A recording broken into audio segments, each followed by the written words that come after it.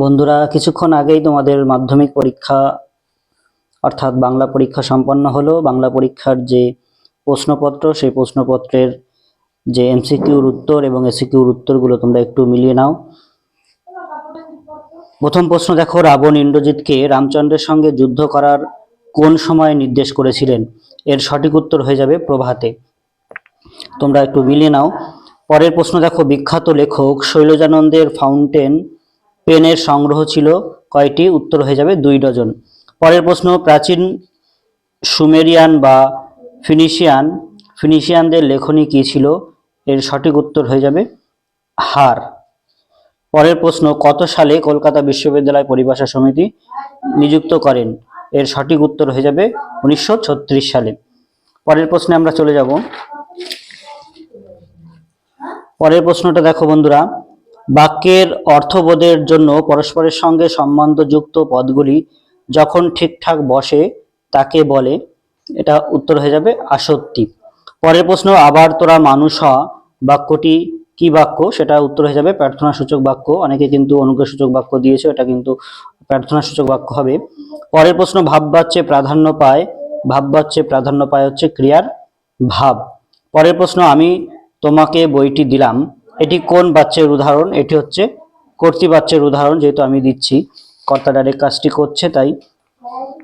পরের প্রশ্ন, অনুসর্গ প্রধান কারক হলো অনুসর্গ প্রধান কারক কয় প্রকার?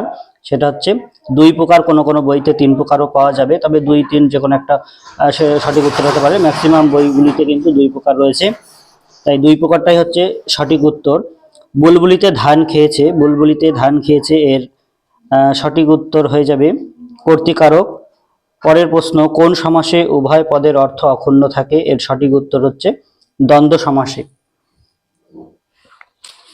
পরের প্রশ্ন, যে সমাসে পূর্বপদে উপমেয় ও পরপদে উপমান এবং সাধারণ ধর্মটি ঊর্ধ্ব থাকে তাকে বলে, সেটা হচ্ছে উপমিত কর্মধারায়। পরের প্রশ্ন, তবু লিখছে লুকিয়ে লিখছে, এভাবে লেখার কারণ কি? উত্তর, যেন নেশায় পেয়েছে। পরের প্রশ্ন, নদের চাঁদের বয়স হলো 30 বছর, এটা একদম সোজা প্রশ্ন। পরের প্রশ্ন, গিরিশ মহাপাত্রের জামার রং ছিল, এটাও একদম সোজা প্রশ্ন, রামধনু রঙের। আফ্রিকা কবিতায় আদিম যুগ ছিল উদ্ভ্রান্ত, এটাও একদম ইজি প্রশ্ন। পরের প্রশ্ন, বহু যত্নে চিকিৎসিতে পঞ্চকন্যা পাইলা চেতন, কতক্ষণ চিকিৎসা করা হয়েছিল? এটাও একদম মানে সোজা প্রশ্ন, 4 দণ্ড। এই হচ্ছে 17টি এমসিকিউর উত্তর। তোমরা জেনে গেলে, একদম 100% সঠিক উত্তর তোমাদেরকে আমি দিয়ে দিলাম। এবার আমি এসএকিউর উত্তরগুলো আমি তোমাদের বলছি। দেখো, তার আমি জামিন হতে পারি, বক্তা কার জামিন হতে পারেন? এটা হচ্ছে সব্যসাচী মল্লিকের বা গিরিশ মহাপাত্র বলা যায়। পরের প্রশ্ন, বিকেলে চায়ের টেবিলে ওঠে কথাটা, কোন কথাটার কথা বলা হয়েছে? এটা হচ্ছে তপনের লেখা ছাপানোর কথা, মানে গল্প ছাপানোর কথা বলা হয়েছে। নদীর বিদ্রোহ গল্পে লেখকের প্রকৃত নাম কি? নদীর বিদ্রোহ গল্পে লেখকের প্রকৃত নাম হচ্ছে প্রবোধ কুমার বন্দ্যোপাধ্যায়। পরম সুখ কাকে বলে জানেন? বক্তা কাকে পরম সুখ বলেছেন? পরম সুখ হচ্ছে সকল সুখের বন্ধন থেকে মুক্ত হওয়া, এটাই হচ্ছে পরম সুখের কথা বলা হয়েছে বহুরূপী গল্পে। অমৃতের মা ওকে বেকায়দায় ফেলার জন্য কি বলেছিলেন? পরের প্রশ্ন, বন্ধুরা তোমরা দেখো, আমি কিন্তু লিখে দিয়েছি এখানে, তোমরা লেখাটাও স্ক্রিনশট করে নিতে পারো বা দেখে নিতে পারো। অমৃতের মা ওকে বেকায়দায় ফেলার জন্য কি বলেছিলেন? সেটা হচ্ছে বাবা মারতে পারে, এ কথা কিন্তু অর্থাৎ এই ভয়টা দিয়েছিল।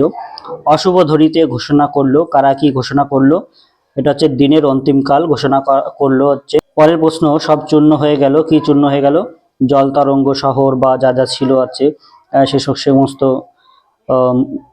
দেবতাদের মূর্তি, সেগুলো সব চূর্ণ হয়ে গেল। বিস্মিত হইল বালা, বালা কি দেখে বিস্মিত হয়েছিল? না পদ্মাবতীর রূপের কলা দেখে বা রূপ দেখে আর কি, অপূর্ব রূপ দেখে।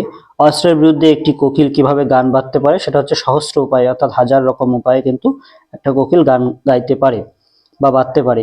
যথা বৃহন্নলী রূপী কিরীটি, বৃহন্নলা রূপী কিরীটিকে উত্তর হয়ে যাবে অর্জুন। তাতে অনেকে মুশকিলে পড়েছেন, কিসে মুশকিলে পড়ার কথা বলা হয়েছে? এটা হচ্ছে দেশি ভাষা সরকারি কাজে চালানোর জন্য অনেকে সমস্যায় পড়েছে, এই কথা বোঝানো হয়েছে এখানে। বা ব্যাস ভ্যাবাচাকা খেয়ে গেলাম। বক্তা ভ্যাবাচাকা খেয়ে গেলেন কেন?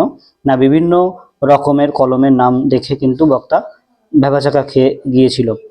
পরিভাষার উদ্দেশ্য কি? পরিভাষার উদ্দেশ্য হচ্ছে দেখো, অর্থকে সুস্পষ্ট ও সংক্ষেপ করা। আর ক্যালিগ্রাফিস্ট কাদের বলে? ক্যালিগ্রাফিস্ট হচ্ছে যারা লিপিকুশলী, অর্থাৎ যারা বিভিন্ন লেখা দেখে লেখে পারিশ্রমিকের বিনিময়ে, তাদেরকে লিপিকুশলী বা ক্যালিগ্রাফিস্ট বলা হয়। বাকি প্রশ্নের উত্তরগুলো আমি পরবর্তী ভিডিওতে তোমাদের দিচ্ছি বন্ধুরা। ততক্ষণ পর্যন্ত তোমরা এই প্রশ্নগুলো মিলিয়ে নাও। ভালো থেকো।